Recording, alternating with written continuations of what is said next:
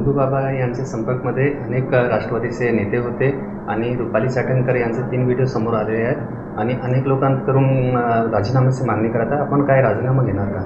भोंदूबाबाच्या जे काही प्रकरण आहे अतिशय वाईट आहे, घाणेरडं आहे आणि त्याच्यावर सक्त कारवाई ही केली गेली पाहिजे. त्यांची अटक झाली आहे.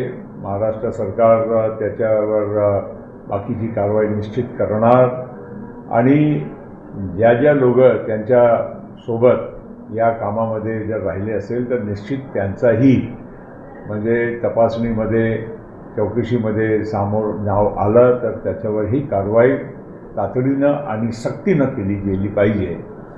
तर काही राजकीय लोकांचा नाव त्यांच्याशी काही जुळलं गेलं आहे. नक्कीच आम्ही राष्ट्रवादी म्हणून योग्य कारवाई करणार आणि हे येणारा तुम्हाला 1-2 दिवसामध्ये दिसेल. विशेष म्हणजे सर, या प्रकरणामध्ये आपल्या ज्या नेत्या आहेत रुपालीताई चाकणकर यांच्या फोटो सातत्याने व्हायरल केले जातात विरोधकांचा. आहे कोणाच्या फोटोमुळे आपण तथ्य जोडणं हे योग्य नाही.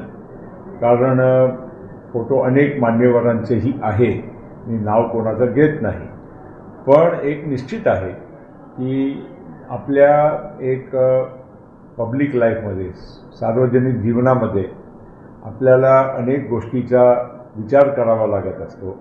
आपला कोणाबरोबर आपला म्हणजे प्रवास आहे, सोबत आपण कोणाबरोबर उठणं बसणं करतो हेही महत्त्वाचं असतो.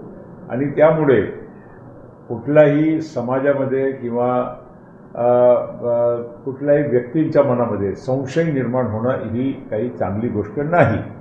म्हणून आम्ही नक्कीच आज आणि उद्या सुट्टी आहे, पण नक्कीच आम्ही याच्यावर चर्चा करू.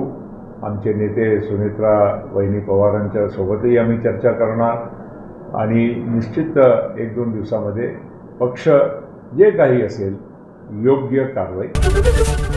एबीपी माझा, उघडा डोळे बघा नीट.